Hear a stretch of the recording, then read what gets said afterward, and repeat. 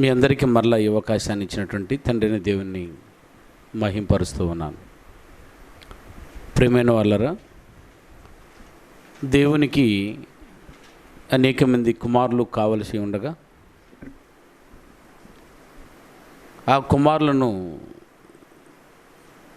తయారు చేసుకోవడానికి భూ సంబంధమైన ఒక కుటుంబాన్ని కట్టి అందులో ఒకరి నుండి ప్రతి జాతి మనుషులు వచ్చేలా చేసి అందులో నుండి ఆత్మ సంబంధమైన కుటుంబం మలుచుకోవడానికి సంఘాన్ని ప్రారంభించినట్టు గ్రంథంలో మనం చూడగలం. ఇంతవరకు మీరు విన్న పాఠాలను బట్టి శరీర సంబంధంలో కుటుంబంలో పుట్టి మీరును విస్తరించారు.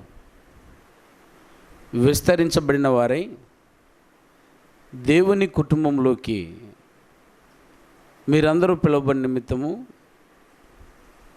మరి ఆనాడు అపోస్తుల కార్యములు 8వ అధ్యాయం 12వ వచనంలో సెలవిచ్చిన ప్రకారము సంఘములో వ్యక్తి చేరాలి అని అంటే ఖచ్చితంగా వారు దేవుని రాజ్యమును గూర్చి క్రీస్తు నామమును గూర్చి అపోస్తుల కార్యములు 8వ అధ్యాయం 12వ వచనం చదవండి. అయితే ఫిలిప్పు దేవుని రాజ్యమును గూర్చి యేసుక్రీస్తు నామమును గూర్చి సువార్త ప్రకటించబడుచు ఉండగా అతని నమ్మి పురుషులను స్త్రీలను బాప్తిస్మము పొందిరి. ఆత్మ సంబంధమైన కుటుంబంలోనికి చేర్చబడాలంటే ఖచ్చితంగా ఏం చేయాలంటే ఆయన బాప్తిస్మము పొందాలి. బాప్తిస్మం పొందాలి అని అంటే ఏం చేయాలట? అక్కడ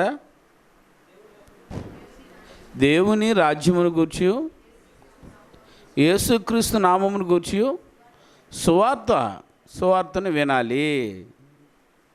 కనుక దేవుని రాజ్యము క్రీస్తు నామము అన్నటువంటి అంశాలలో దేవుడంటే ఎవరు, యేసుక్రీస్తు వారంటే ఎవరు, పరిశుద్ధాత్మ అంటే ఎవరు, మానవుడంటే ఎవరు, దేవుని సంకల్పం ఏంటో వీటన్నిటినీ ఆ పాఠాల్లో గుండా ప్రతి ఒక్క వ్యక్తి వినగలిగినప్పుడు అందరూ ఏమవుతారైనా వినటం వలన ఏమొచ్చుద్ది? విశ్వాసం వలన మారు మనసు వలన ఒప్పుకొనటం వలన బాప్తిసం. ఓ వ్యక్తి బాప్తిసంలోకి వెళ్ళాలి అని అంటే ఖచ్చితంగా ఏం చేయాలి? ఒప్పుకోవాలి. దేవుని రాజ్యమును గురించి క్రీస్తు నామమును గురించి ఓ వ్యక్తి సువార్తను వినగలిగినప్పుడు వినుట ఎందుకునైనా విశ్వాసమును కలిగించడానికి. విశ్వాసం వస్తే ఏమవుతానైనా మారు మనసు పొందుతారు. మారు మనసు పొందిన వారు ఖచ్చితంగా ఒప్పుకుంటారు. ఏమని? యేసుక్రీస్తు దేవుని కుమారుడని ఎవరైతే ఒప్పుకుంటారో వారికి ఏమి ఇవ్వబడుతుంది? బాప్తిసం. ఇప్పుడు బాప్తిసం పొందిన వారందరూ ఎక్కడికి వెళ్తారు? అదేనా బాప్తిసం పొందిన వారు ఎందులోకి ప్రవేశిస్తారు? సంఘము. సో ఇప్పుడు మీరు బాప్తిసం పొందుతున్నది ఎందుకు? సంఘములో ప్రవేశించడానికి. సంఘములో ఎందుకు ప్రవేశిస్తున్నారు? ఏనా సంఘములోకి ఎందుకట? మత్తయి సువార్త 28వ అధ్యాయము, మత్తయి సువార్త 28వ అధ్యాయము 18 నుంచి 19, 20 వచనాలు చదవండి. అయితే యేసు వారి యొద్దకు వచ్చి పరలోకమందును భూమి మీదను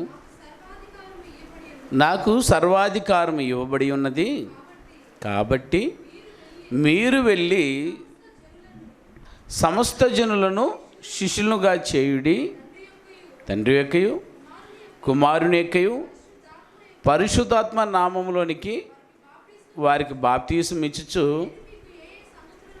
బాప్తిసం ఇచ్చిన తర్వాత ఏం చేయాలంటే ఆయన ఏ సంగతులనైతే ఆజ్ఞాపించి తిన్నో వాటన్నిటినీ గైకొనవలనని వారికి బోధించుడి.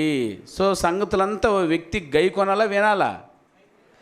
బాప్తిసం పొందిన తర్వాత సంగతులు ఏం చేయాలి? వినాలన్నా గైకొనాలన్నా? గైకొనాలి, చేసుకురావాలి. బాప్తిసానికి ముందు శిష్యులు. శిష్యులు అంటే ఎవరు? నేర్చుకునేవారు. అర్థమైందా? శిష్యులు అయిన తర్వాత, బాప్తీసం పొందిన తర్వాత సంగతులను ఏం చేయాలి? గైకొనాలి. సంగతిలో వ్యక్తి గైకొనటం వలన వ్యక్తి యొక్క రూపం ఏమవుతుందనైనా మార్చబడుతుంది.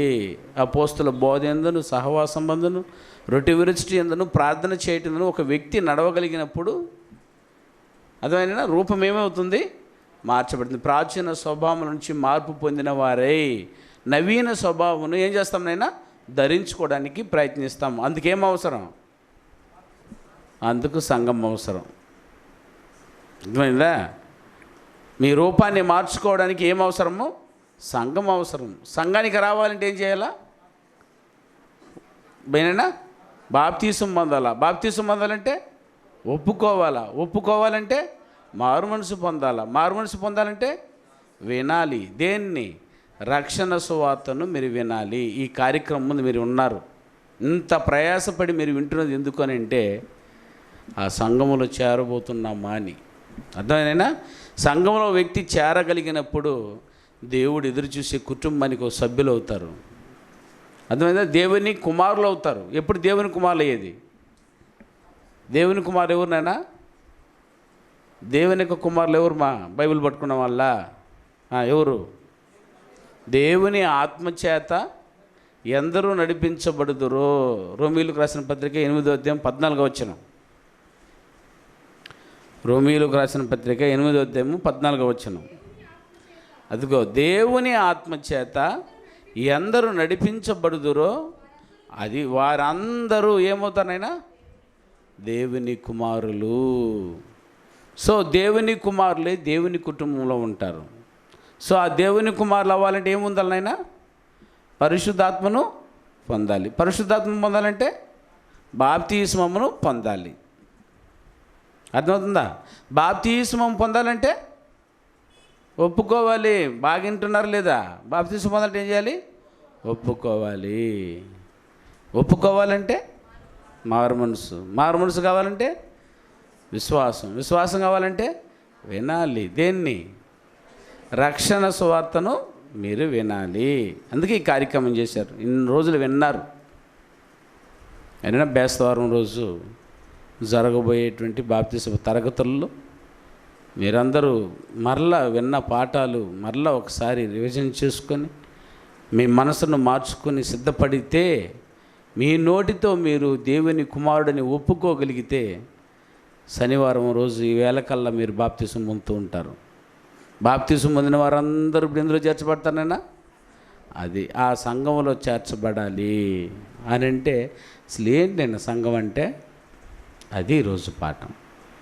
సంఘం అనగానేమి? సంఘమును కూర్చిన సత్యం. అయితే నేను ఎందులో చేర్చబడబోతున్నాను అని అంటే సంఘంలో చేర్చబడబోతున్నాను అన్నప్పుడు ఆ సంఘం అంటే ఏందో దాని పూర్తి వివరణ తెలియకపోతే ఆ సంఘములు ఎలా చేరతారు? మీరు శ్రద్ధగా వినండి అన్న. సంఘములు ఎలా చేరతారు? సంఘం అంటే ఏంటి? ఈ సంఘాన్ని దేవుడు కట్టడానికి ఏమి ఆయన అవసరతలు ఏంటి? అది ఈరోజు మనం విందాం. ఓకేనైనా? సో సంఘం కట్టాలని ఎందుకు కోరుకున్నాడు అని అంటే తండ్రిని దేవునికి ఏం కావాలని చెప్పుకున్నాం? మొదటనే ఒక పెద్ద కుటుంబం ఒకటి కావాలి. అవునైనా? ఆ కుటుంబం కావాలని భూమి మీద శరీర సంబంధమైన కుటుంబాన్ని నిర్మించాడు. భౌతిక సంబంధమైన కుటుంబంలో సభ్యులు అవ్వాలంటే అమ్మ కడుపున పుడితే చాలు. కానీ ఆత్మ సంబంధమైన కుటుంబంలో చేరాలంటే, సంఘంలో చేరాలంటే బాప్తిస్మము వ్యక్తి పొంది ఆత్మ సంబంధమైన కుటుంబంలో ఏమవుతారైనా సభ్యులు అవుతారు. కనుక సంఘము అని అంటే చాలామంది చెప్తారు సంఘం అంటే ఏదైనా ఒక సంస్థ, ఒక సమూహం అని. అయినా సంఘము అనే పదానికి అర్థం ఏంటి అని అంటే, సంఘం అనే పదం గ్రీకులో ఎక్లీషియా. ఏంటన్నా రాసుకోండి. ఎక్లీషియా అని గ్రీకు భాష నుంచి తర్జుమా చేయబడినది. ఎక్లీషియా. ఎక్లీషియా సంఘము అనగా ఎక్లీషియా అని. ఇంగ్లీష్లో చర్చ్ అన్నారు. అన్న తెలుగులో సంఘం, గ్రీకులో ఎక్లీషియా. ఎక్లీషియా అనే గ్రీకు భాషకు అర్థం ఏదైనా ఇంగ్లీష్లో చర్చ్. అర్థమైందా? తెలుగులో సంఘము. మనం కూడా ఏం చెప్తాం నైనా? తెలుగులో కూడా చర్చి అని పిలుస్తాం. ఎక్కడున్నావురా? చర్చి దగ్గర ఉన్నాను. అదేనా? స్వచ్ఛంగా తెలుగులో చెప్పాలంటే సంఘం. సంఘం అంటే ఏదైనా కట్టడమా? ఈ బిల్డింగ్ చూసి చర్చ్ అంటుంటారు చాలామంది. నేనేనా తెలుగులోకి వివరంగా చెప్పగలిగితే సంఘము అని అంటే సంఘాన్ని కట్టడం వైపు చూపిస్తారా? అర్థమైందేనా? సో ఎక్లీషియా అనే గ్రీకు భాషకు తెలుగులో కరెక్ట్ అయిన అనువాదం ఏదంటే పిలవబడినవారు. ఏనా? ఎక్లీషియా అనే గ్రీకు భాషకు అర్థం ఏంటైనా? సంఘం అనే ఆ పదానికి అర్థం ఏంటనంటే పిలవబడినవారు. ఏం ఎవరటైనా? పిలవబడినవారు. ఎక్కడి నుండి ఎక్కడకు? అది ఎక్కడి నుండి ఎక్కడికైనా?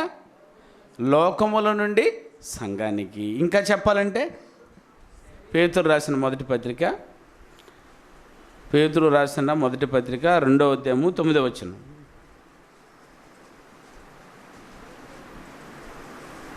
పేతురు రాసినటువంటి మొదటి పత్రిక 2వ అధ్యాయము 9వ వచనం. అయితే మీరు చీకటిలో నుండి ఆశ్చర్యకరమైన తన వెలుగులోనికి మిమ్మల్ని పిలిచిన వాని గుణాతిశయములను ప్రచురము చేయ నిమిత్తము ఏర్పరచబడిన వంశమును రాజులైన యాజక సమూహములై ఉన్నారు. ఎక్కడి నుంచి ఎక్కడ పిలువబడ్డారు నాయనా? మీ అమ్మ ఏదమ్మా? ఏమి వెళ్ళదా అమ్మా? సర్లే, రైట్. ఎక్కడి నుండి ఎక్కడికన్నా అయినా? చీకటిలో నుండి వెలుగులోనికి. చీకటిలో నుండి ఆత్మ సంబంధమైన వెలుగులోనికి ఏం చేయబడింది? పిలవబడింది. దాని పేరే సంఘము. సంఘం అనకు అర్థం ఏమి? పిలవబడిన వారు. అపోస్తుల కార్యములు 26వ అధ్యాయము, అపోస్తుల కార్యములు 26వ అధ్యాయము 16 నుంచి చదవండి అయినా 18 వరకు. అపోస్తుల కార్యములు 26వ అధ్యాయము 16వ వచనం నుంచి 18 వచనాల వరకు. ఇవు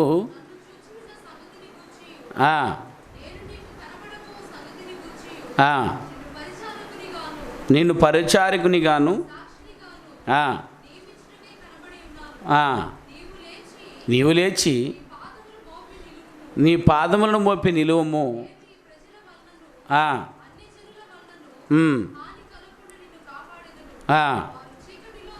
అండర్లైన్. వారి చీకటిలో నుండి వెలుగులోనికి, అదిగో సాతాను అధికారముల నుండి దేవుని వైపుకును తిరిగి నాయందు విశ్వాసము చేత పాప క్షమాపణను పరిశుద్ధపరచబడిన వారిలో స్వాస్థ్యమును పొందినట్లు వారి కన్నులను తెరుచుటకై.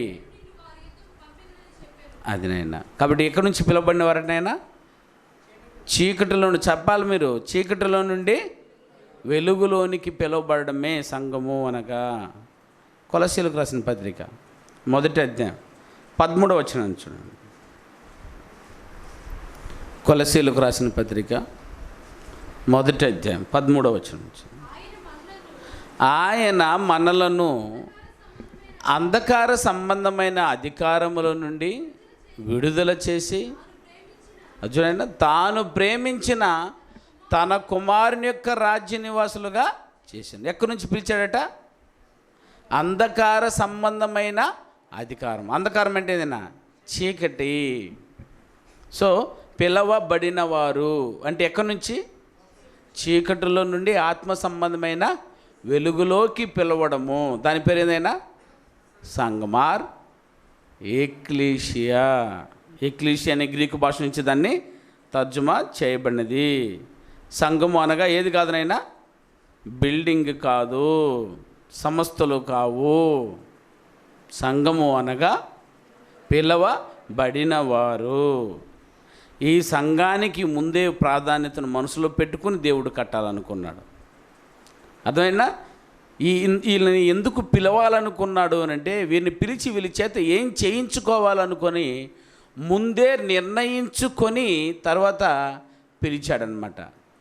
సో ఆ సంఘానికి లేదా ఆ పిలువబడిన వారికి ఏ ప్రాధాన్యతను మనసులో ఉంచుకొని చేశాడో అదేనా. ఎఫెసీయులకు రాసిన పత్రిక 1వ అధ్యాయం 4 నుంచి 6 వచనాల వరకు ఉంది ఎందుకు పిలుచుకుంటున్నాడు అన్న సందర్భాన్ని.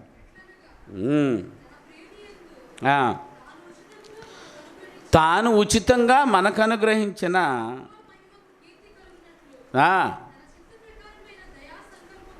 దయా సంకల్పము చొప్పున యేసు క్రీస్తు ద్వారా దేవునికి కుమారులు కావాలట. నేను చెప్పాను కదా, నేను మొట్టమొదట దేవునికి అనేక మంది కుమారులు కావాలని భూ సంబంధమైన కుటుంబాన్ని కట్టాడు. దాన్ని అపవాదిని నాశనం చేసేసాడు. నాశనం చేసిన ఆ కుటుంబాన్ని తిరిగి ఎత్తుకు పై ఎత్తు వేసి సంఘమనే కుటుంబాన్ని కట్టి క్రీస్తు యొక్క రక్తము చేత చీకటిలో నుండి పాపం నుండి వారిని విడుదల చేసి తాను ప్రేమించిన తన కుమారుని యొక్క రాజ్యం అనే సంఘములో మరలా చేర్చుకొని మరలా కుటుంబాన్ని ఉత్పత్తి చేసుకున్నాడు. అర్థమైందా? 3,000 మందితో ప్రారంభమైంది ఒకప్పుడు, ఈరోజు కోట్లాది మంది ఉన్నారు. అలాగూ తన పిల్లలను ఉత్పత్తి చేసుకోవడానికి సంఘమనే కుటుంబాన్ని ఆయన కట్టుకున్నాడు. అర్థమైనా? ఇది ఎప్పుడు నిర్ణయించుకున్నాడంటమ్మా? జగత్తు పునాది వేయబడక మునిపే నిర్ణయించుకున్నాడు. సంఘం కావాలని ఎప్పుడు నిర్ణయించుకున్నాడు అంటే, దేవునికి ముందే భవిష్యత్తు తెలుసునైనా తెలుసు. ఈ మనుషులు అన్నవారిని ఆదాము అవ్వను కలగజేసి వారి ద్వారా పిల్లలను పుట్టించుకుంటే వీరు కుటుంబ సంబంధమైన శరీర సంబంధమైన కుటుంబాన్ని అభివృద్ధి అయితే చేస్తారు, కానీ వారు దేవునిలో నిలవలేరు. అర్థమైనా? తినవద్దన్న పన్ను తిన్నారు, ఆజ్ఞను అతిక్రమిస్తారు అన్న సంగతిని గుర్తించిన దేవుడు, అర్థమైందా, ఆనాడే నిర్ణయించుకొని సంఘాన్ని భూమి మీద కట్టాలనుకున్నాడు. ఇప్పుడు అనుకుని సంఘాన్ని కట్టలేదు నాయన. ఎప్పుడో జగత్తు పునాది వేయబడక మునిపే ఆయన జగత్తు పునాది వేయబడక మునిపే నిర్ణయించుకున్నాడు, సంఘాన్ని కట్టందులో నా కుమారులని నేను తయారు చేసుకోవాలని చెప్పి. అయినా ఆ సంఘములో నానా విధమైన జ్ఞానాన్ని చెప్పబడాలి. అదేనా? సంఘం రాకమునుపు జ్ఞానము నానా విధంగా లేదు. చూడండి ఒకసారి ఎఫెసీయులకు రాసిన పత్రిక 3వ అధ్యాయము 8 నుంచి 11 వచనాల వరకు చదివినాను. ఎఫెసీయులకు రాసిన పత్రిక 3వ అధ్యాయము 8 నుంచి 11 వచనాల వరకు. దేవుడు చేసిన నిత్య సంకల్పము చొప్పున పరలోకములో ప్రధానులకును అధికారులకును, అండర్లైన్, అధికారులకును సంఘము ద్వారా తన యొక్క నానా విధమైన జ్ఞానము ఇప్పుడు తెలియబడవలనని ఉద్దేశించి శోధింప సఖ్యము కాని క్రీస్తు ఐశ్వర్యమును అన్ని జనులలో ప్రకటించుటకును, అన్యజనులలో ప్రకటించడానికి, దేనిని? నానా విధమైన జ్ఞానాన్ని. ఈరోజు ఎంత గొప్ప జ్ఞానం అందబడుతుంది చూసాను నేను. ఈ అపరూపమైన జ్ఞానం అందబడాలి అని అంటే ఏదటైనా సంఘము ద్వారా. అప్పుడే నిర్ణయించుకున్నాడు. సంఘం వచ్చేంతవరకు ఏది లేదనైనా. కొరింథీయులకు రాసిన 1వ పత్రిక 2వ అధ్యాయం 7వ వచనం నుంచి చదువుదాం.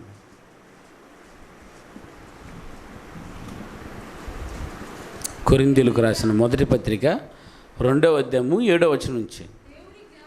అదిగో దేవుని జ్ఞానము మర్మమైనట్టుగా బోధించుచున్నాము. అయ్యా, ఈ జ్ఞానము ఏమై ఉండెను? మరుగై ఉండెను. అంటే ఏం చేశాడు? దాచిపెట్టేశాడు. ఇది పితరుల యుగంలో లేదు, మోషే యుగంలో లేదు, దాచిపెట్టాడట.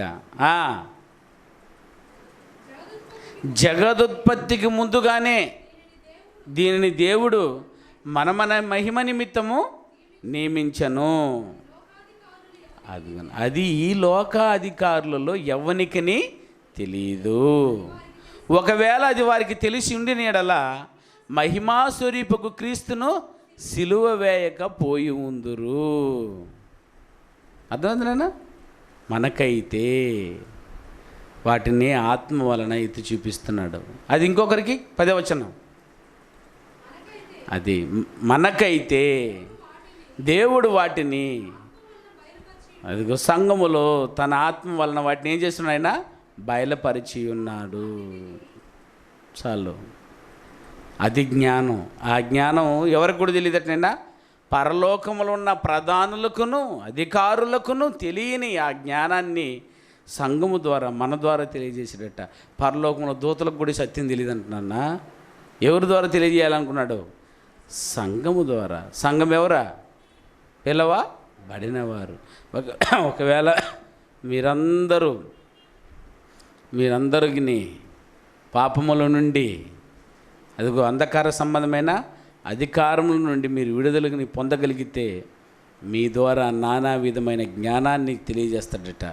అది ఎవరికి? దేవదూతలకు కూడా తెలియని జ్ఞానాన్ని. అంత గొప్ప భాగ్యాన్ని పొందుకుంటారు నాయన బాప్తిస్మంలో మీరు. దేవదూతలకు సహితం జ్ఞానాన్ని నేర్పగలిగి మీరు చూసారా?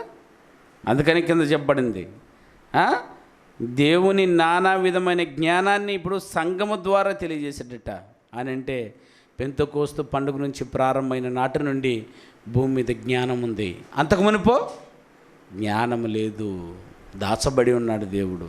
అది వారికి తెలిసి ఉండినట్లా యేసుప్రభుని ఏం చేయకపోయి ఉండరు వాళ్ళు? సిలువ వేయకపోయి ఉంటే ఈరోజు నా పాపాలు పరిహరించేది కాదు. అందుకని దాన్ని ఆ రోజు మరుగయించాడు. ఇప్పుడు ఎప్పుడైతే సంఘము ప్రారంభమైందో 3000 మందితో మొదటి శతాబ్దం నుంచి దేవుని నానా విధమైన జ్ఞానం ప్రకటించబడుతూనే ఉంది. ఇలా ప్రకటించబడాలని జగత్తు పునాది వేయబడక మునిపే నిర్ణయించుకున్నాడట ఈ సంఘాన్ని ఇలా కట్టాలని చెప్పి. అదేనా? ఆ సంఘాన్ని ఏమని పిలిచాడమ్మా? ఎఫెసీయులకు రాసిన పత్రిక 1వ అధ్యాయం 22-23. ఎఫెసీయులకు రాసిన పత్రిక 1వ అధ్యాయం 22-23 వచనాలు చదువు. సమస్తమును ఆయన పాదముల క్రింద ఉంచి సమస్తము పైనే ఆయనను సంఘమునకు శిరస్సుగా నియమించను. ఆయన సంఘము ఆయన శరీరము సమస్తమును పూర్తిగా నింపుచున్న వాని సంపూర్ణత అయి ఉన్నది. ఆయన సంఘము ఆయన శరీరము. ఆ సంఘాన్ని ఏమని పిలిచాను? ఆయన శరీరము. అర్థమైనా? ఆయన సంఘమే ఆయన శరీరం. ఎవరు శరీరం? క్రీస్తు యొక్క శరీరము. ఎఫెసీయులకు రాసిన పత్రిక 4వ అధ్యాయము 11-12 వచనాలు చదువునైనా. అది మనమందరము విశ్వాస విషయములోను దేవుని కుమారుని గూర్చిన జ్ఞాన విషయములోను ఏకత్వం పొంది సంపూర్ణ పురుషుల మగు వరకు, అనగా క్రీస్తునకు కలిగిన సంపూర్ణతను సమానమైన సంపూర్ణత గలవారమగు వరకు ఆయన ఈలాగు నియమించను. సంఘాన్ని ఇందుకు నియమించాడంట. ఓ వ్యక్తి 0% వ్యక్తిత్వంలోకి క్రొత్తగా జన్మిస్తే ఆ వ్యక్తి క్రీస్తుకు కలిగిన సంపూర్ణతకు సమానమైన సంపూర్ణతను సంపాదించుకోగలిగంత అవకాశము సంఘాన్ని ప్రవేశపెట్టాడు దేవుడు. మీరందరూ ఇప్పుడు ఎందుకు సంఘానికి చేర్చబడుతున్నారైనా? మీ రూపాన్ని మార్చుకోవడానికి, మీలో ఉన్న పాపపు స్వభావాలన్నీ ఏం చేయలేనా? అవునా? తీసివేసేసి ఏం చేస్తారు? బాప్తిసంలో 0% వ్యక్తిత్వంలోకి వస్తారు. అక్కడి నుంచి క్రీస్తు యొక్క సారూప్యతలోకి మీరు మర్చబడతారు. క్రీస్తు యొక్క సారూప్యత మీరు ఎందుకు ఏర్పడే వరకు నేను మరలా ప్రసవవేదన పడుచున్నాను అన్నాడు పౌలు గారు. సో సంఘం ఏం చేస్తుంది అని అంటే, నీ పాపాలన్నీ కడిగి వేసేసి సంఘములో కడిగి పెట్టిన తర్వాత అపోస్తుల బోధ ఎందును, సహవాసం అందును, రొట్టె విరుచుట ఎందును, ప్రార్థన చేయటందును ఎడతెగక మిమ్మల్ని ఏం చేస్తుందనైనా? మీ రూపాన్ని కొద్ది కొద్దిగా మార్చుకుంటూ మీ మరణము లోపు, క్రీస్తు రాకడ లోపు క్రీస్తు యొక్క సారూప్యతను మీలోకి తెచ్చిపెడుతుంది. అందుకు ఏం కట్టింది? సంఘాన్ని. సంఘం అంటే పిలువబడిన వారు, గ్రీకులో ఎక్లీషియా, అందుకు పేరు. అర్థమైనా? ఇది మనసులో పెట్టుకొని చేర్చాడు. ఒక పాపి, నువ్వు ఎంటర్ అయ్యేటప్పుడు పాపి. షుగర్ ఫ్యాక్టరీ చూసారా? నేను షుగర్ ఎందులో ఉంది? షుగర్ ఎందులో ఉంది? చెరుకులో ఉంది. చెరుకులో షుగర్ ఉంది కానీ నరికి ముక్కలు ముక్కలు నరికి కలిపి టిఫిన్ వేసుకోండి, వేసుకోలేము. ఎందుకని? రూపము లేదు. అయినా చెరుకులో చక్కెర ఉంది కదన్నా, ఇంతంత ముక్క నరుక్కొని కాఫీలు వేసి తిరుపుకోండి, ఏం లేవు, రూపం లేదు. దాని రూపాన్ని మార్చాలి అంటే ఏం కావాలైనా? ఒక ఫ్యాక్టరీ కావాలి. ఆ ఫ్యాక్టరీలో చూడు, ఒక మూలన వదిలేమంటే ఆ మూల ఏమైపోద్దమ్మా?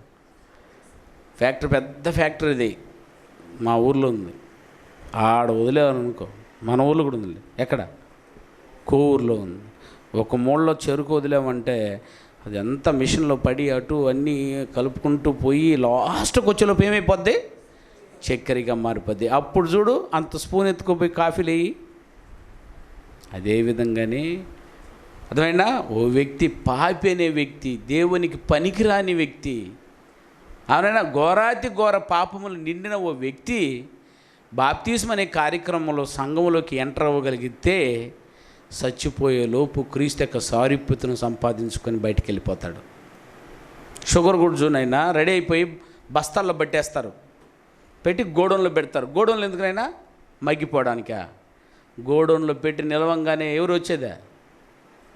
లారీలు వచ్చి నిలబడిపోయి లారీల్లో ఎక్కి ఏమైనా పంపించేస్తారు. దేశాలకు, జిల్లాలకు వెళ్ళిపోయి ప్రతి షాపుల్లో చేరిపోద్ది. ప్రతి షాపులో ఉండేది ఇల్లు చేరిపోయి డబ్బా నిండిపోద్ది. డబ్బాలో ఉండేవన్నీ కాఫీ టిఫిన్కి నీకు ఉపయోగపడిపోద్ది. అదేవిధంగానే సంఘములు దేవుని కుమారులుగా, అర్థమైనా బాప్తిసం పొంది దేవుని కుమారులుగా ఎంటర్ అయిన మీరందరినీ బాగా చిలికి కడిగి, ఓకే, మేము రూపాన్ని కొంచెం కొంచెంగా మార్చి చచ్చిపోయే లోపు, క్రీస్తు వచ్చే లోపు ఓ సంపూర్ణమైన పురుషునిగా తీర్చిదిద్దుకున్న తర్వాత యేసుక్రీస్తు వారు లారీ తీసుకొస్తారు. అర్థమైందా? అర్థం అవడానికి చెప్తున్నా. లారీలో ఉందా బైబిల్లో అడిగారు. మళ్ళా అవునా, తీసుకొచ్చి మిమ్మల్ని అందరినీ, అర్థమైనా సమస్తమైన ఆధిపత్యమును, సమస్తమైన అధికారమును, బలమును, భూమి మీద ఉన్న బలమును కొట్టివేసి తండ్రి అయిన దేవునికి రాజ్యాన్ని అప్పగించును. నిన్ను అప్పగించేస్తాడట. ఎక్కడికి? ఎక్స్పోర్ట్ అయిపోతారు. ఎక్కడికే? పరలోకానికి. Very good. ఎక్కడికి? పరలోకానికి వెళ్ళిపోతారు.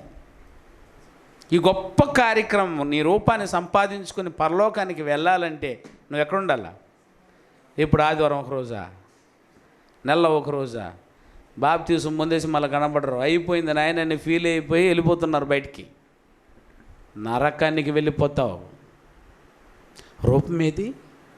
చాలామంది ఏమనుకున్నారంటే బాప్తిసం అంతే పరలోకమే కదా. బాప్తిసం పరలోక మార్గమా? బాప్తిసం పరలోక మార్గమనైనా పరలోకానికి టికెట్ అది. ఏమైనా టికెట్ తీసుకోకుండా సినిమా చూసేసినట్టేనా? టికెట్ తీసుకొని ఒకడు సినిమా చూసేసా, నేను సినిమా చూసేస్తానంటే సెమ్మి. ఎందుకని? టికెట్కి సినిమాకు తేడా తెలియదు నీకు.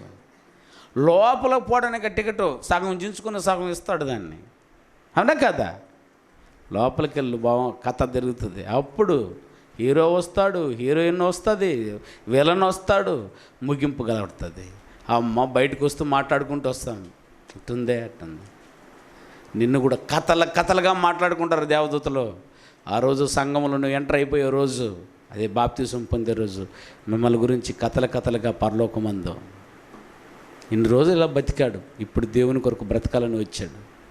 ఇదిగో బాప్తిసం అనే టికెట్ తీసుకొని ఇక సంఘంలోకి ఎంటర్ అవబోతాడు. అపోస్తుల బోధ చేతను, అదేనా అపోస్తుల బోధ ఎందును, సహవాసం అందును, రొట్టె విరుచుట ఎందును, ప్రార్థన చేయటందును తెగక మిమ్మల్ని ఎవరైనా చూసారా? మీకు ముందు బాప్తిసం పొందిన అన్నోళ్ళని కానీ అక్కోళ్ళని కానీ చూసారా ఎలాగున్నారు? అదేనా ఆరాధనకు కరెక్ట్గా బయలుదేరి వచ్చేయాలా, అవునా? వచ్చిన తర్వాత ప్రతి నోరు ఏమవ్వాలైనా తండ్రి దేవునికి జీవాఫలములను అర్పించాలా అని. ఇప్పుడు బాప్తిసం పొందక మీరు వచ్చినా మిమ్మల్ని అడిగేవారు లేదు, మీరు రాకపోయినా మిమ్మల్ని అడిగేవారు లేదు. కానీ నువ్వు వచ్చేంత వరకు ఆరాధనలో పాట పాడడానికి సిద్ధంగా కూర్చొని ఉంటారు సహోదరు. వచ్చిన వెంటనే వచ్చిన వాళ్ళందరూ పాటలు పాడేసామనన్నా లేదు. అందరూ వచ్చిన తర్వాత, అందరూ వచ్చారని చూసుకున్న తర్వాత అందరూ కలిసి తండ్రిని దేవుని పాటలతో మహింపడతాం. గుర్తుందనైనా ఈ కార్యక్రమంలో రేపటి నుంచి మీరందరూ ఏమవుతారు? బాల్య భాగస్తులు. రేపు బాప్తిసం పొందితే మీరందరూ, అది సంఘపు విలువ. అర్థమైనా? నీ కొరకు ప్రభు బల్ల నీ దగ్గరికి వస్తుంది. క్రీస్తు యొక్క శరీరాన్ని జ్ఞాపం చేసుకో. ఆయన మరణ సమాధి పునరుద్ధానం నీకు నిత్యము జ్ఞాపం చేస్తుంది. వెళ్ళి నువ్వు సువార్తను ప్రకటించి రావాలి, అందులో చేయి పాలు పొంచాలి అని చెప్పి. అర్థమైనా? ఆ తర్వాత సంఘముల నుండి ఇలాంటి వాళ్ళు ఇంకా చాలామంది ఉన్నారు. వారందరూ బాప్తీసం పొంది, వారును రక్షణ పొంది ఇదే సంఘంలోకి చేర్చి రూపం ధరించుకొని వారును పరలోకం పోవడానికి నీ కష్టంలో ఒక భాగాన్ని నువ్వు ఇస్తావు సువార్త పరిచర్య కోసం. ఇవన్నీ ఇంక మీద నీకు బాధ్యత ఉంది నాయన. పెళ్ళి కాక మునుపు ఎట్ట తిరిగినా ఎవరు తిరిగినా ఏం అడగరు, కానీ పెళ్ళి అయిన వెంటనే నీ భార్య కాసుకోనుంది. జాగ్రత్త. ఎంత బాధ్యత ఉండదు తెలుసా? ఇంటికి పోగానే భార్య, పిల్లలు, పప్పు ఉందా, ఉప్పు ఉందా, బట్టలు ఉన్నాయా, సబ్బులు ఉన్నాయా, చూసారా ఎంత బాధ్యత ఉందో. అదేవిధంగానే బాప్తిసం పొందిన తర్వాత మీరందరూ బాధ్యతాయుతంగా ఫీల్ అయిపోయేలా పరుగుతారు. నేను పరిగెత్తుకుంటూ వెళ్ళాలి, ఎందుకంటే ఈరోజు ఆరాధనలో నాది ఒక భాగం ఉంది. చూసారా, ఒక్కొక్కరు వచ్చి వారి వారి కార్యక్రమాలు నిర్వహించి వెళ్తూ ఉన్నారు. ఆరాధనలో ఎన్ని భాగాలు ఉన్నాయో అదిగో మీరు ఎంచుకోండి. సంఘ సభ్యులు చేయవలసిన పనులు: పరిచర్య, కరుణించుట, సువార్త వాక్యం ప్రకటించుట, బోధించుట, పంచిపెట్టుట, హెచ్చరించుట, పై విచారణ. నువ్వు చేయగల పనులు ఎన్నుకో. ప్రతి ఒక్కరూ పనుల్లోకి వచ్చేసేయాలి. నేను చేయదగ్గ పనులు ఉన్నాయి, పరిగెత్తుకుంచి నా సహోదరులకి నేనేం చేయగలగాలి. సంఘంలో పరిచర్య చేస్తావా? చెయ్యి. సువార్తను ప్రకటించి సువార్తకుడు అవుతావా? అవు. అర్థమైనా? వాక్యాన్ని బోధించి బోధకుండా అవుతావా? ఇంకా బెస్ట్. పెద్దనవుతావా? పెద్దవు. ఇంత గొప్ప వరాలు నాయన నువ్వు సంఘంలో ప్రవేశిస్తే. ఇట్టి దృక్పథంతో బాప్తిసం పొందుతున్నానైనా ఒక్కరైనా అసలు సంఘం అంటే ఏదో చెప్పి వాళ్ళకి బాప్తిసం ఇస్తున్నారు ఈ రోజుల్లో. అందుకని నేను కట్టుదిట్టంగా మీకు ఇన్ని రోజులు పెట్టుకుని మీకు నేర్పడానికి కారణం ఇదే. మేము కూడా వేయగలం డుముక్కనట్ట బాప్తిసం. ఎందుకది? బేసు లేని ఇల్లు ఎన్ని రోజులు ఉంటుంది అయినా పుసుక్కని పడిపోద్ది. బండ మీద కట్టిన ఇల్లు బలంగా ఉంటుంది. అందుకే మీకు బాప్తిసం గురించి పరిపూర్ణంగా నేర్పడం. అర్థమైనా? సంఘం అంటే ఇది. క్రీస్తు రాజ్యానికి, పరలోక రాజ్యానికి ఒక వ్యక్తి వెళ్ళాలంటే అతను ఖచ్చితంగా ఎందులో ఉండాలి ఆయన? సంఘంలో ఉంటేనే వెళ్తాడయ్యా. ఆ సంఘంలోనికి నువ్వు ప్రవేశం పొందాలంటే ఏం పొందు? అందుకు మిమ్మల్ని బాప్తిసం పొందమంటుంది. క్రీస్తు యొక్క సారూప్యతను సంపాదించుకోవడానికి దేవుడు ముందుగా నిర్ణయించుకున్నాడట. మీరందరూ రూపం దాల్చాలి అంటే అది సంఘం కావాలి. ఆ సంఘంలో ఏం చేస్తుందైనా? ప్రతి దినము నేను చేస్తానైనా బోధ ఉపదేశిస్తుంది, తప్పును దిద్దుతుంది. తిమోతికి రాసిన మొదటి పత్రిక. ప్రతి దినం మీరు సంఘంలో చేరిన తర్వాత ఏం చేస్తారు? 3వ అధ్యాయం 11-16 వచనం చదవమ్మా.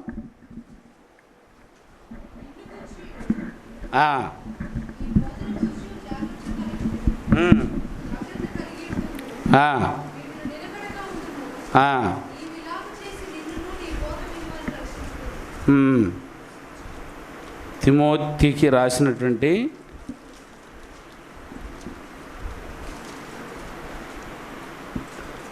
రెండవ పత్రిక 3వ అధ్యాయము 16వ వచనము. నువ్వు ఏదో చదివేసి మొదటి పత్రిక చదివినట్టున్నావు. తిమోతికి రాసిన 2వ పత్రిక 3వ అధ్యాయం 16వ వచనం. అదిగోనైనా దైవజనుడు సన్నద్ధుడై ప్రతి సత్కార్యమునకు పూర్ణముగా సిద్ధపడి ఉండునట్లు దైవ ఆవేశం వలన కలిగిన ప్రతి లేఖనము ఏం చేస్తుందంటే నిన్ను ఉపదేశించుటకును, ఖండించుటకును, తప్పుదిద్దుటకును, నీతి యందు శిక్ష చేయుటకును ప్రయోజనకరమై ఉన్నది. ఇది కదనమ్మ. ఎందుకు నీ సంఘంలో తప్పు చేస్తున్నావా? బాగా చేయి అంటారా? తప్పు చేయకూడదు. నీకు ఉపదేశం జరుగుతుంది. నాయనా నువ్వు ఎలాగుంటే నువ్వు గొప్పవాడవుతావు. ఇవన్నీ సంఘంలోనే ఉంది నాన్న. ఈ గొప్ప కార్యక్రమాలన్నీ సంఘములో ఉండి నిన్ను సంపూర్ణ స్వారూప్యానికి తీసుకొస్తుంది. కాబట్టి ఎందులో ప్రవేశించు? సంఘములో. అదే సంఘములోనే తరతరాలు దేవునికి ఏం కలిగి ఉండాలనైనా? మహిమ కలిగి ఉండుటకు దేవుడు సంఘాన్ని కట్టుకున్నాడు. ఎఫెసీయులకు రాసిన పత్రిక 4వ అధ్యాయం. దేవునికి సంఘములో తరతరములు చదువునైనా 3వ అధ్యాయం. ఎఫెసీయులకు రాసిన పత్రిక 3వ అధ్యాయం 21వ వచనం. కార్యసాధకమైన తన శక్తి చొప్పున మనం అడుగు వాటన్నిటికంటేను ఊహించు వాటన్నిటికంటేను అత్యధికముగా చేయు శక్తి గల దేవునికి క్రీస్తు యేసు మూలంగా, అదుగనైనా క్రీస్తు యేసు మూలంగా మాత్రమే సంఘములో తరతరములో సదాకాలము మహిమ కలుగునుగాక. సంఘమును ఎందుకు కట్టుకుంది ఆయన? తరతరములు దేవునికి క్రీస్తు ద్వారా సంఘముల మహిమ కలుగుతుందట. తండ్రిని మహిమపరుస్తారా అంటే వారు ఎక్కడ ఉండాలి? సంఘం మందు ఉండాలి. ఇది మనసులో పెట్టుకొని సంఘాన్ని కట్టాడు దేవుడు. ఇది సంఘానికి గల ప్రాధాన్యత. ఇందుకే నియమించబడింది అని అన్నప్పుడు ఆ సంఘాన్ని ఎప్పుడు స్థాపించాడు? మా సంఘాన్ని ఎప్పుడు స్థాపించాడు? ఎప్పుడైనా స్థాపించింది? చూడండి, అపోస్తల కార్యములు ఎప్పుడు స్థాపించాడు చూడండి.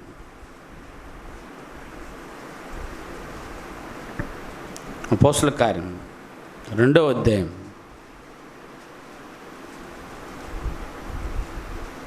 47వ వచనం. 37వ వచనం అన్న.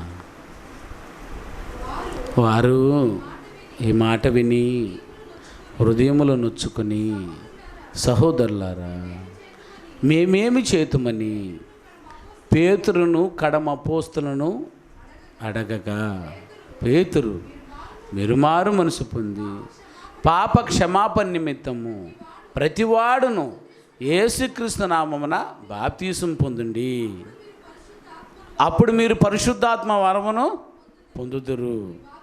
ఈ వాగ్దానం మీకును మీ పిల్లలకును దూరస్తులందరికీ, అనగా ప్రభువైన మన దేవుడు తన యొద్దకు పిలిచిన వారందరికీ చెందునని వారితో చెప్పెను. ఇంకనూ అనేకమైన మాటలను సాక్ష్యమిచ్చి మీరు మూర్ఖులకు ఈ తరము వారికి వేరే రక్షణ పొందుడని వారిని హెచ్చరించాను.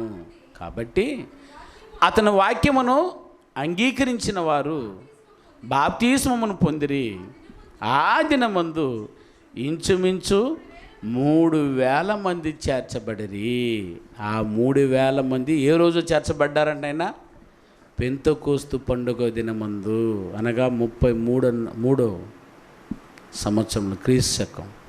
అదైనా 33వ సంవత్సరంలో స్థాపించబడింది. 33వ సంవత్సరంలో క్రీస్తు పుట్టి 33 సంవత్సరాలు అయిన తర్వాత సంఘం ప్రారంభమైంది. ఎక్కడ? యెరూషలేములో. ఎక్కడైనా ఈ కార్యక్రమం జరుగుతుంది? యెరూషలేములో. తెలుసు కదా, యేసు ప్రభు వారు పరలోకానికి ఆయన వెళ్ళిపోతూ, ఒలివ వనముల నుంచి వెళ్ళిపోతూ, మీరందరూ పరిశుద్ధాత్మ కొరకు వేచి ఉండండి యెరూషలేములో అని చెప్పి వెళ్ళాడు. యేసుక్రీస్తు ఆరోహణమై వెళ్ళిపోయిన తర్వాత శిష్యులందరూ అక్కడి నుంచి బయలుదేరి ఎక్కడికి వచ్చారైనా? యెరూషలేములో ఒక మేడ గది మీద కూర్చొని పరిశుద్ధాత్మ కొరకు సిద్ధపడుతూ ఉన్నారు. అప్పుడు పరిశుద్ధాత్ముడు అర్థమైనా వేగముగా వీచు బలమైన గాలి వంటి ఒక ధ్వని హో అన్నట్టు అవునా వచ్చి అపోస్తల మీద రాలాడు. అది పెంతెకోస్తు పండుగ అంటే ఏంటన్నా 50 దినముల పండుగ. అర్థమైనా ఆ గొప్ప పండుగలలో పరిశుద్ధాత్ముడు వచ్చాడు. ఆ రోజే సంఘము ప్రారంభమైంది. ఎంతమంది తనైనా? 3,000 మందితో ప్రారంభమైంది. దాని స్థాపకుడు ఎవరైనా? ఎవరు సంఘాన్ని స్థాపించింది? ఏనైనా? యేసు క్రీస్తు వారు. ఈ సంఘాన్ని స్థాపించింది ఎవరమ్మా? యేసు క్రీస్తు వారు. ఈ సంఘాన్ని ఎందుకు స్థాపించాలనుకున్నాడు? ఎవరి ద్వారా ఎక్కడ స్థాపించాలనుకున్నాడు తెలుసా? దీనికి ప్రవచనం కూడా ఉంది నాన్న. సంఘాన్ని ఎలా స్థాపించాలో, ఎప్పుడు స్థాపించాలో చదవండి. యెషయా గ్రంథం 2వ అధ్యాయం, యెషయా గ్రంథం 2వ అధ్యాయం 2 నుంచి 4 వచనాల వరకు చదవండి. యెషయా గ్రంథం 2వ అధ్యాయము 2 నుంచి 4 వరకు. అంత్య దినములలో చూసారా, పెంతెకొస్తు పండుగ దినము అనగా యేసుక్రీస్తు రావడమే అంత్య దినాలు. అంత్య దినములలో పర్వతముల పైన యెహోవా మందిర పర్వతము, పర్వత శిఖరమున స్థిరపరచబడి కొండల కంటే ఎత్తుగా ఎత్తబడను. ప్రవాహం వచ్చినట్లు, చూడండి, అండర్లైన్ చేయండి, ప్రవాహం వచ్చినట్లు సమస్త అన్యజనులు దానిలోనికి వచ్చెదరు. ఆ కాలమున సియోను నుండి ధర్మశాస్త్రము, యెరూషలేము నుండి యెహోవా వాక్కు బయలువెలును. జనములు గుంపులు గుంపులు గుంపులుగా యాకోబు దేవుని మందిరమునకు, యెహోవా పర్వతమునకు మనం వెళ్దుము రండి. ఆయన మార్గమున విషయమును గురించి బోధించును. మనము ఆయన త్రోవలను నడుతుమని చెప్పుకుందురు. అదేనైనా ఆ రోజు జగత్తు పునాది వేయబడక మునిపే తన మనసులో నిర్ణయించుకున్న నిర్ణయాన్ని ప్రవక్త ద్వారా, యెషయా గ్రంథకర్త అయిన ప్రవక్త ద్వారా బయలుపెట్టాడు. ఒక గొప్ప సంఘము, పెద్ద సంఘాన్ని కట్టబెడతాం, గుంపులు గుంపులుగా దానిలోకి రావాలి.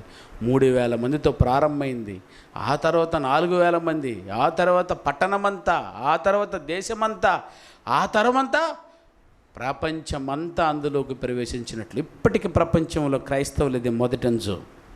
తెలుసా? ఎన్ని కోట్ల మంది? 270 కోట్ల మంది క్రైస్తవులు నాన్న. మొదటి స్థానం ప్రపంచంలోని. గుంపులు గుంపులుగా క్రైస్తవుల దగ్గర, క్రీస్తు దగ్గరకు వస్తారు. ఆ రోజు ప్రవశించాడు దేవుడు. సరేనా? ఇది తండ్రి దేవుడు ఆ రోజు ప్రవక్త ద్వారా పలికించిన మాట. కాలానుగుణంగా పెంతెకొస్తు పండుగ దినం వచ్చింది. అపోస్తలులందరూ మేడగది మీద కూర్చొని ఉన్నారు. అప్పుడు వేగంగా వీచు బలమైన గాలి వంటి ధ్వనితో పరిశుద్ధాత్ముడు వాళ్ళ మీదకి వచ్చినప్పుడు, వారు అక్కడ చేరిన వారందరికీ అన్ని భాషలో దేవుని వాక్యాన్ని ప్రకటించినప్పుడు వారందరూ మేమేమి చేద్దామో, మాకును పరిశుద్ధాత్మ కావాలంటే మీకులాగా మాకును పొంది మేమును క్రీస్తు యొక్క సారూప్యతను సంపాదించుకోవాలంటే మేమేమి చేయాలన్నప్పుడు మీరందరూ ఏం చేయలేనా? మేమేం చేద్దామని అడిగారు 37వ వచనంలో. అందుకు పేతురు ఏమన్నానేనా? మీరందరూ ఏం చేయాలన్నా? మీ పాప క్షమాపణ నిమిత్తమై యేసుక్రీస్తు నామమున బాప్తీసం పొందండి. అప్పుడు మీరు పరిశుద్ధాత్మని వరమును పొందుతారు, దేవుని కుమారులను పడతారు. దేవుని కుమారులందరూ ఎందులో ఉంటారైనా? సంఘములో. చూసారా? ఈ గొప్ప భాగ్యాన్ని దేవుడు ప్రవేశపెట్టాడు. అటైతే ఆ సంఘాన్ని ఎవరు కట్టాలా? ఎవరి మీద కట్టాలా? ఎవరు దాని వ్యవస్థాపకులు? అదైనా యేసుక్రీస్తు వారి సంఘాన్ని కడతానన్నాడు. అంటే మత్తయి సువార్త పేతురుతో సంఘాన్ని ప్రారంభించమనుకో, పేతురుతో గొప్ప మాట అన్నాడు. మత్తయి సువార్త 16వ అధ్యాయం 18వ వచనం. మరియు నీవు పేతురువు, ఈ బండ చాలా పేతురుని చెప్తున్నాడు. అందరినీ అడిగాడు యేసుప్రభు వారు. దేవుని మనసులో ఉన్న మాట ఎవరికి అర్థం కాలేదైనా పేతురికి చక్కగా అర్థమైంది. అదేనా ఏమంటున్నాడు పేతురు? అయ్యా పై వచనం చూద్దాం. నన్ను ఏమనుకుంటున్నారు జనులు అని అడిగారు యేసుప్రభు వారు. కొందరు ఏలియా అనియు, కొందరు ప్రవక్త అనియు నానా విధంగా అంటున్నారయ్యా నిన్ను గురించి అన్నారు. పోనీ మీరేమనుకుంటున్నారు అని అంటే అందుకు పేతురు సమాధానం ఇచ్చారు. అందుకు సీమోను పేతురు, నీవు సజీవుడగు దేవుని కుమారుడు అని, క్రీస్తు అని చెప్పాను.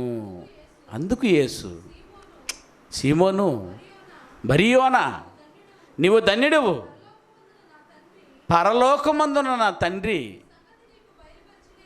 ఈ సంగతి నీకు బయలుపరిస్తేనే కానీ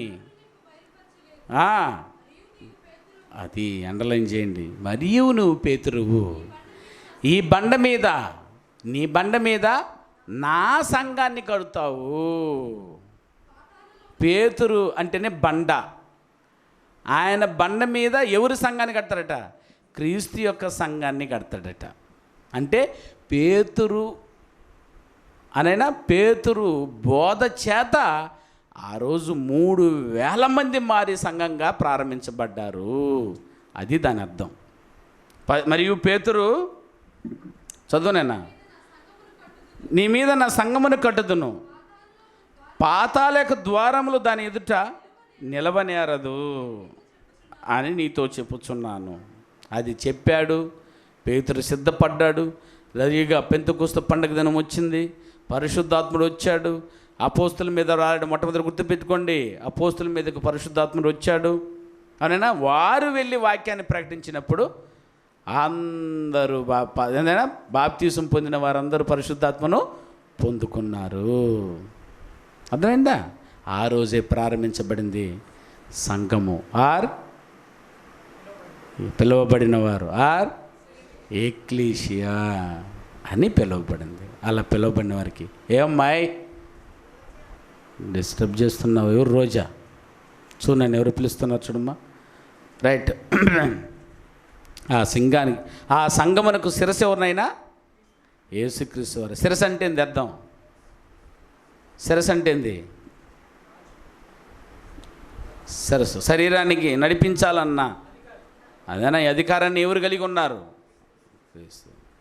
సంఘమునకు శిరస్సు ఎవరినైనా బోధకుడా? బోధకునికి కూడా శిరస్సు ఎవరా?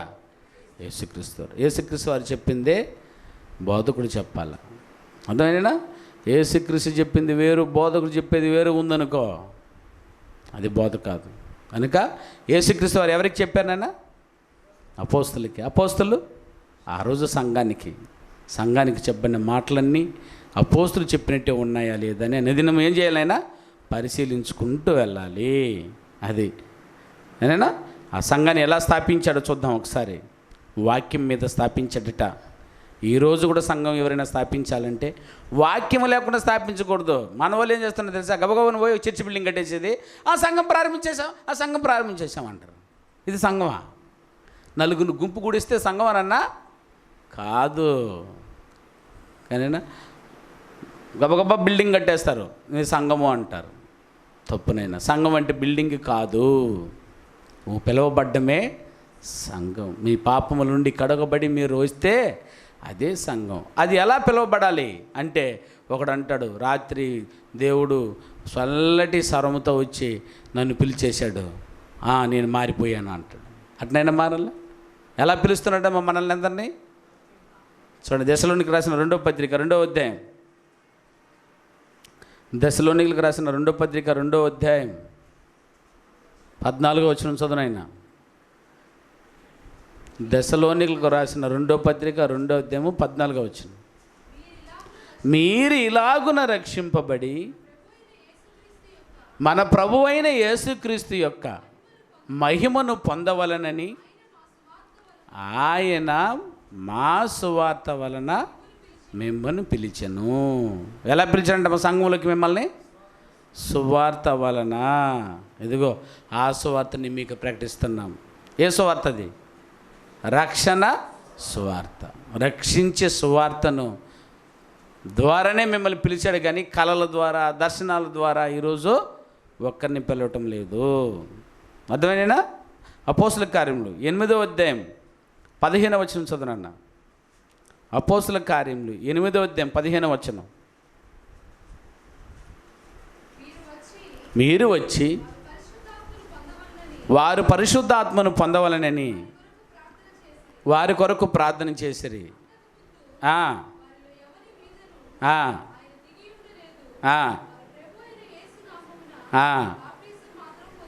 ఓకే. యోహానును నాయన 15వ వచనమ్మా. అపోస్తుల కార్యము 8వ అధ్యాయము 15వ వచనం.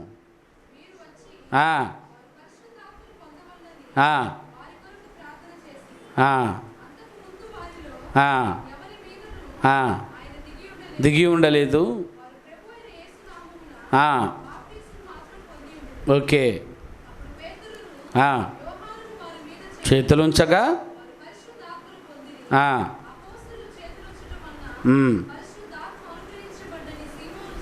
అది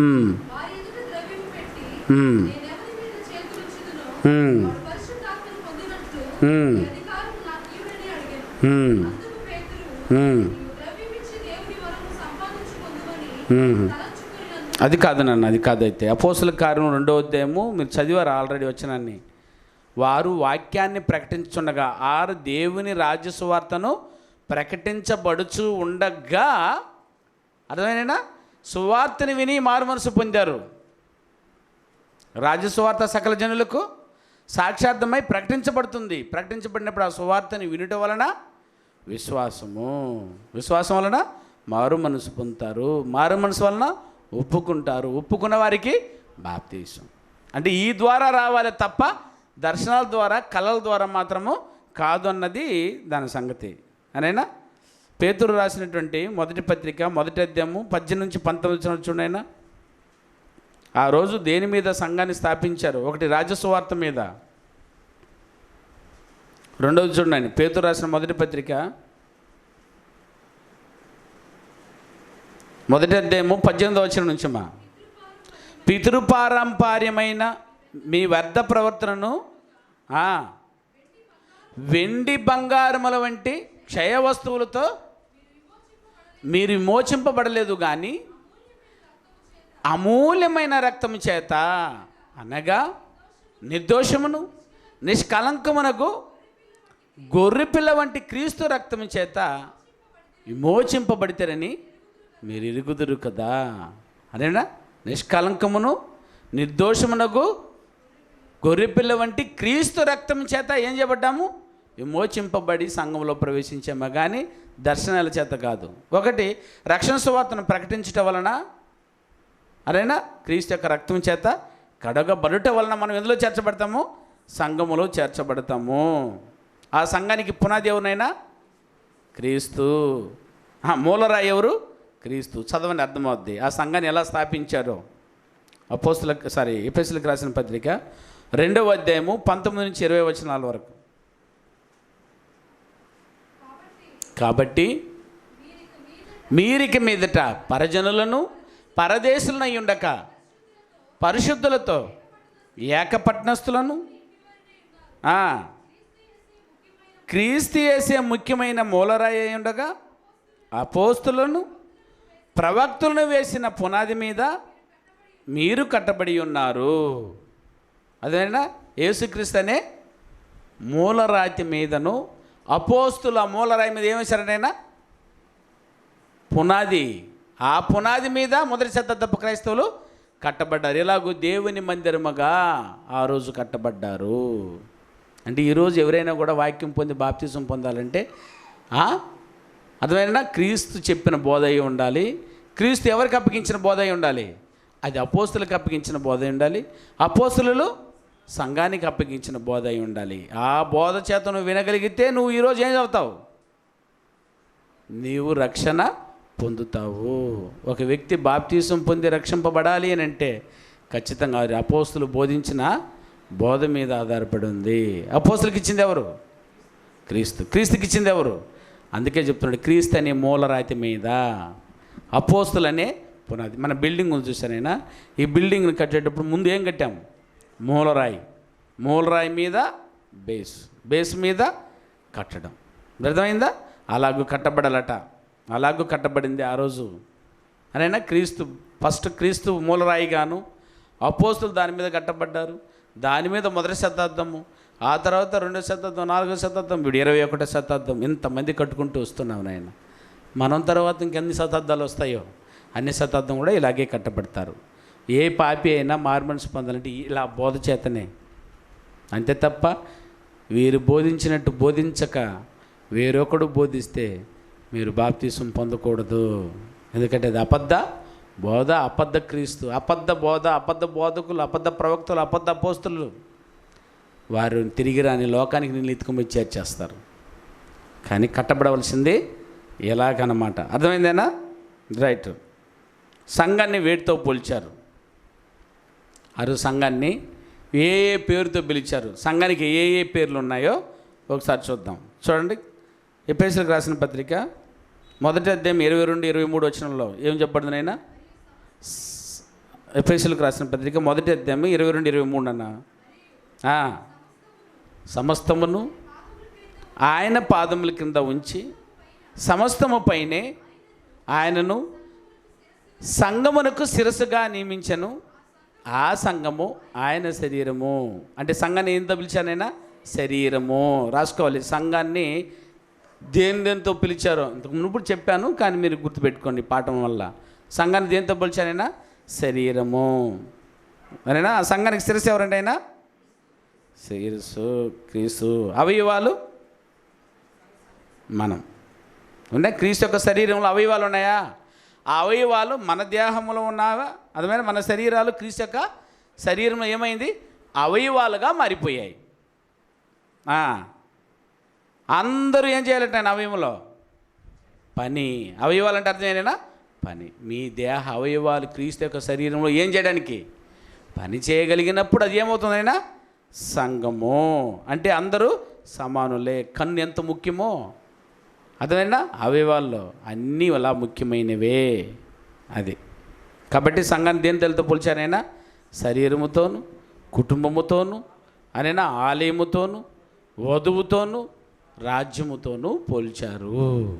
ఇది ఆ రోజు దేవుడు కలల కన్నా సంఘం. ఈ సంఘాన్ని కాయటకు నైనా దేవుడు మనల్ని పిలిచాడు. ఆ రోజు అపోస్తులను పిలిచాడు. ఆ తర్వాత మొదటి శతాబ్దపు క్రైస్తవులను పిలిచారు. ఈరోజు 21వ శతాబ్దపు క్రైస్తవులైన మిమ్మలను ఆ సంఘములోకి పిలుస్తున్నారు. మీరేం చేయాలన్నా? కాలానుగుణంగా మీరును సంఘములు ఏమవ్వాలైనా?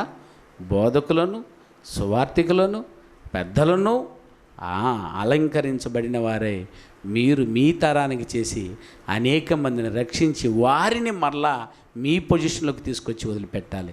అదే రక్షణ సువార్త ద్వారా వారిని పిలవాలి. అర్థమైనా?